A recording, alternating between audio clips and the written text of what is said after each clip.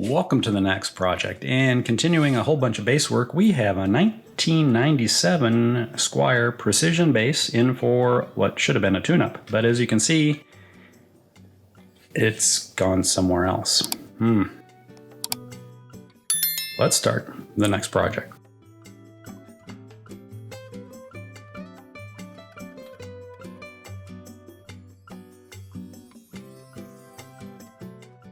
Oh man, did I just get lucky.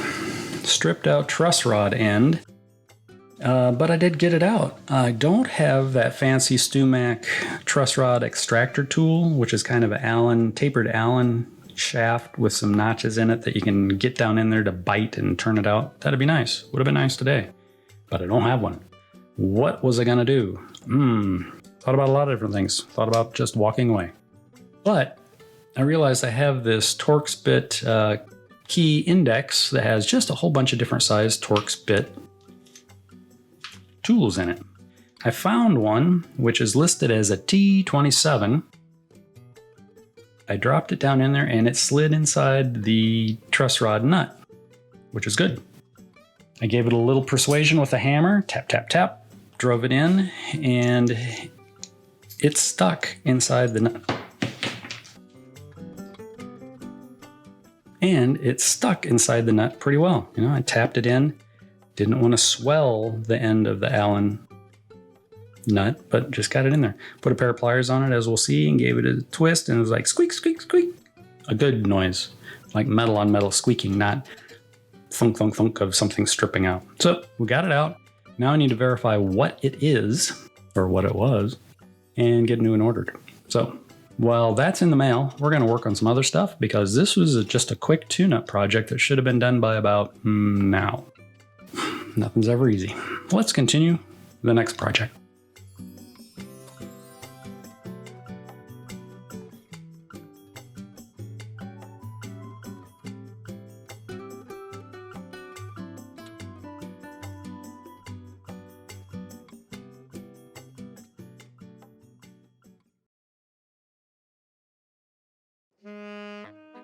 Well, we've got all of our initial inspection and notes taken, damage report, condition report really, and we found some interesting things. Of course, the truss rod nut stripped out, wonderful. Took the guitar all apart, and the neck has still got a lot of relief. 35 thousandths at the 7th fret, 38 thousandths at the 9th. Also, I had this really custom shim stuck to the back of the heel. This is like 3 or 4 or 5, 6 layers of masking tape. I think it's around 22 thousandths thick. You know, use what you have, right? Well, I guess that's what somebody else thought. Yep, 22 thousandths. It's like a business card thickness. So this neck had a bunch of relief without a truss rod doing anything. So, you know, neutral position, and it's a banana. So ideally, I would have a truss rod nut on here, press the neck into a back bow, and then tighten the truss rod to help hold it in a back bow. I put a heating whoopee on it, which is one of those neck wrap things you use when you have a sore neck. I had hoped this was just going to be a quick setup tune-up project, but it unraveled pretty quickly. The truss rod nut was stripped out, unfortunately, and the neck hopefully would have been flat, but it was bowed up. A lot of relief. It's a Fender Banana, very soft neck. Well, that needed to be resolved, and actually the stripped out truss rod was probably saying, hey, this neck has a lot of bow in it. So we needed to figure out how to get it returned kind of to a neutral position. So I clamped the neck into a back bow, added heat to it for about 8 hours, had the neck pretty warm. I was hoping to soften the glue between the fingerboard and the neck, and when the neck would cool off, the fingerboard would then try to hold the neck closer to a flat, straight line. Well, that didn't work out so well. It would have been nice to have had the truss rod nut at the time, but, you know, I had to work with what I had. In the end, when the truss rod nut did come in, I was able to force a back bow into the neck and tighten the nut, and all is good. But we'll see that in just a little bit.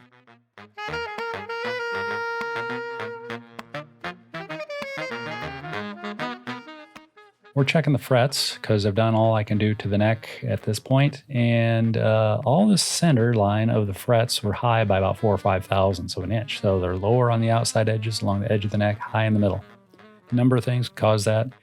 Shrinkage of the wood, the frets lifting or popping out of the fingerboard, a bad leveling once upon a time, some wear, you name it. Mix all the ideas you have together, throw them at this thing, and there you go. So, running a feeler gauge along, I can get it right underneath the frets. So that's not good. We got to address that.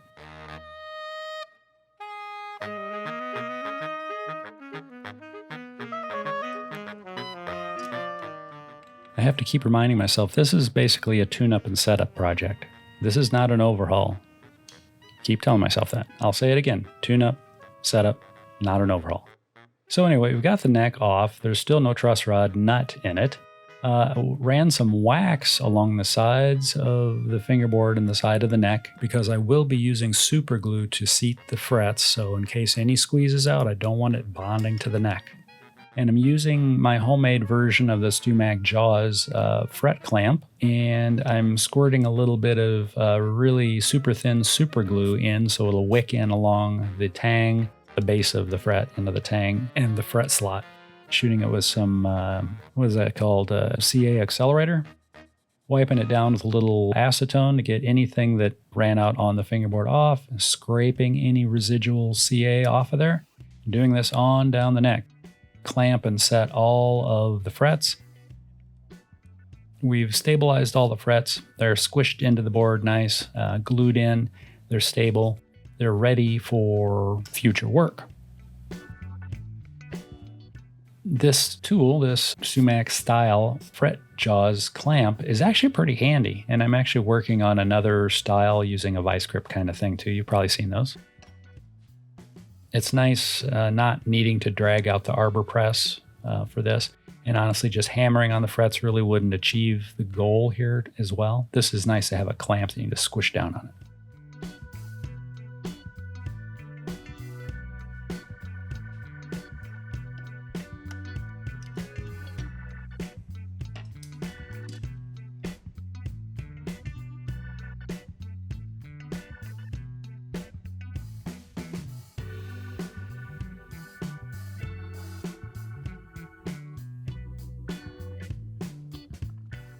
I have to remind myself this is a simple tune-up setup, but you know me, I can't help but take things apart. There are a few screws missing out of the pickguard, which I was told by the owner that this was not the original pickguard. It originally had the output jack in the top facing out of the pickguard, and he had it modified so it has a fender-style boat jack in the back of the body, which is kind of cool. Works out nice. But there are a few screws missing, so I decided to take it all apart, put some super glue in all of the screw holes because a lot of them were getting kind of stripped out feeling. Plugged a couple of the holes and re-drilled, painted in some chipped out paint, testing the electronics. This is maybe a little closer to what I was hoping to originally do. Sprayed some contact cleaner in it and some electronics lubricant just to make sure there's no crackling and popping and nastiness. Here we're pulling out the electronics and taking out the boat jack that he had put in the back of the body, which again, not too bad of a job. I then also noticed there's a crack, a split in the finish where the finish is trying to delaminate. So I wiped some beeswax on the body, slid a razor blade into the crack to open it up just a little bit, and wicked in some thin super glue, and then kind of pressing it down, shooting a little accelerator on there, wiping it all off. And that's just to keep the chip from flying off and poking somebody in the eye. Yeah, we're going to go with that. Again, not part of a setup tune-up. And that's what this job is. It's a setup tune-up, or a tune-up setup. But all of a sudden, I've got the buffer pulled out because this thing is, got all sorts of bedroom rash and probably rattling around the back seat of a car rash and corner rash and sidewalk rash, whatever. Giving it a good buffing because this is a tune-up setup, not an overhaul. Yeah, okay. I don't know what I'm doing. I'm just winging it here. Getting it cleaned up because I know this bass guitar is going on to a new owner shortly. It's kind of being gifted away. And I'd hate for somebody, potentially a new player, to get a guitar that they felt was kind of beat up and unwanted. So we're going an extra mile. I'm still waiting for a truss rod nut. That's the reason I'm doing all this work, because the truss rod nut is in the mail. I just keep telling myself that. Well, it is shining up pretty good where it's not scratched. So, we're making some progress. And I'm having fun. It's a nice day. Mosquitoes are only biting me a little bit. Good day.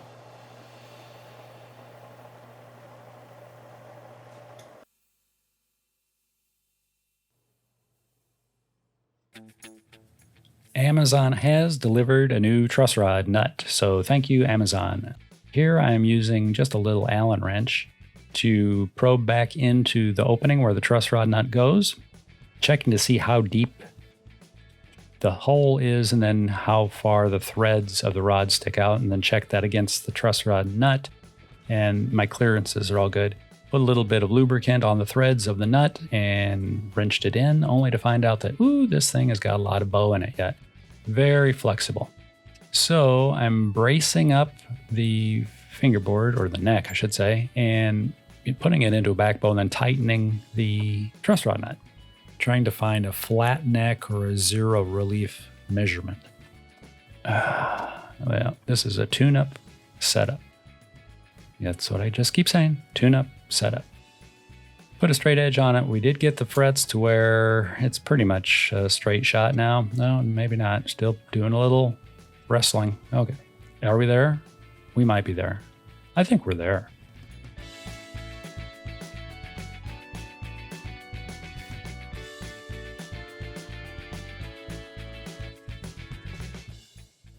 Still part of the tune-up setup. We're putting it all back together now that it's all shiny. And even though it's not a new guitar yet, we're just making it clean and reattaching a little bit of the soldered parts that I had to remove to get the pick guard off. Just spending a day doing things that I wasn't asked to do. Putting the boat jack back in and finishing off the electronics. Spinning that nut on there, getting her nice and tight so it won't fall out later. Yeah, got a pretty good shine for a scratched up guitar. Not bad. Pick guard's going back on. A whole bunch of screws. What's it got, like 30 screws holding that pick guard on? It's got a lot. So speed screwing there. That doesn't sound good. Anyway, putting the screws in quickly. We'll go with that. And we're about ready to, oh my gosh, got to put the strap buttons back on. Oh, and the bridge. Shapers, there's a lot of screws in this thing.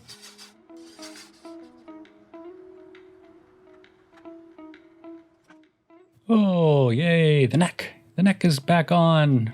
Putting the screws in. Oh, here's a tip. Everybody should learn this. You turn your screw counterclockwise as if you're taking it out before you try to tighten it. You wait until the screw drops into the hole and then you tighten it. You don't just crank them in. That's why everybody gets stripped out necks, because they don't know how to install the screws. Anyway, put the strings on it, checking the action. This has still got a mile of relief on it. Using an action gauge here, and I think I was still around 20 thousandths. Look how spongy that is. This neck is made out of noodles. So, putting an Allen wrench on it. This has now got a 3/16 inch Allen wrench truss rod nut. I'm using that neck cradle. I'm able to hold down the body and bridge the middle of the neck on that cradle, and then push down on the headstock, which puts the neck into a back bow, and then tighten the truss rod. Because as I push it into a back bow, it loosens up the truss rod nut. Then I was able to tighten it and, repeat that process a couple times until I got it to about 6 thousandths relief. So we went from 24 thousandths with the strings on originally, or 22 thousandths with the strings on originally, 30 thousandths with no strings on and the truss rod not out, to about 6 thousandths total. So we're doing good. We are now getting her tuned up, checking action. And this ended up being at, about 90 thousandths action at the E, the 12th fret. So we're good there. Just a lot of messing around because this is a tune-up setup.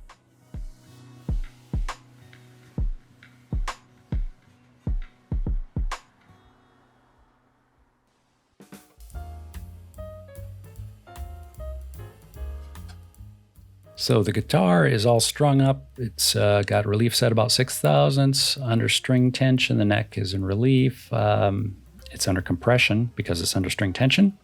Here I'm installing a homemade designed, what I call a string jack piece. It lifts the strings off the fingerboard while it's, tuned up. And I'm using a Rectify Master Katana to do the understring, under tension leveling. And what this does, it helps knock down any high frets while the neck is strung up and under tension. And that helps remove any buzz. Yep, people use a fret kisser. There's also a Music Nomad U file, I think it is. I have both of those. I use both of those. And honestly, this just is more my process at the moment. So moving right along, we're going to add a little bit of protection. Now, I know some people say you don't need to tape off a fingerboard, and more power to them. They can do what they want. That's fine. I do prefer to tape off a fingerboard. Doesn't matter if it's coated maple or if it's rosewood in this case, or ebony or balsa wood or pine. I don't care what it is. I'm going to protect it because the 30 cents I spend in tape and the 5 minutes it takes for me to protect it is money well spent than having to remove a gouge or a nick or a scratch or whatever, which could take me an hour to repair. So, on to crowning. I'm trying out all my files again. I got the Stumac Original Z. I've got the Fret Guru Diamond Dagger 2. I've also got the Bitterroot, offset file. As I was working on this, I realized that the Bitterroot offset file actually spoke the language of this bass guitar. Something about the shape of the frets, the size of the frets, and that Bitterroot offset file all work together really well. I did keep trying things, but in the end, the Bitterroot file seemed to work for the most part the best. I did use 3-in-1 lubricant oil with all of the files, and that is just so I don't have to take a bunch of time to clean out the diamond files, because they do plug up with fret grit if you try and file dry. So I've been doing this lubricant thing for a year now? I don't know, long time. And I haven't had to clean any of my files. Just wipe them off with a paper towel, put a drop of oil on, and keep going.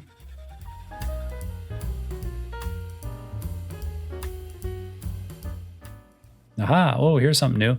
This is an idea I'm kicking around. This is a 3D printed sandpaper holder, basically.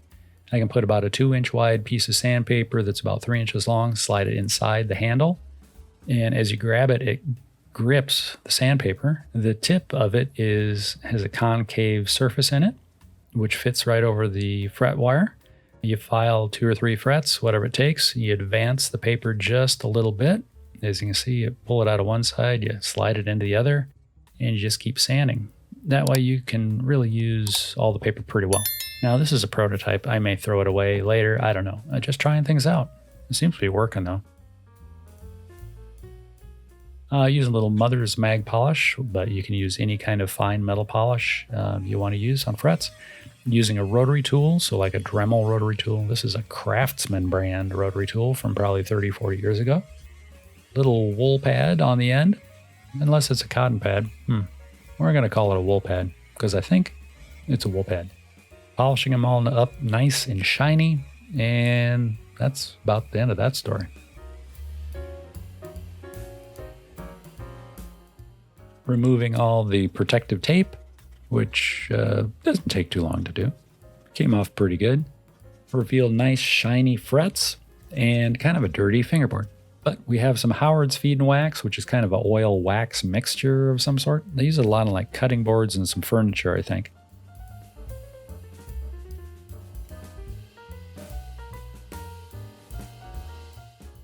Oh boy, look at the time. I better let you get back to work before your boss notices you're missing, or let you get back to vacation or retirement, whatever it is you had going on. I want to thank everybody very much for hanging out with me through this tune-up setup project that kind of got out of hand. If you haven't done so already, please subscribe to the channel, ring the bell, hit the thumbs up button, leave me comments. I really enjoy hearing from everybody all around the world. And for our parting pleasure, you get to listen to some of my fine bass playing ability, or lack thereof. Until next time, take care. Bye.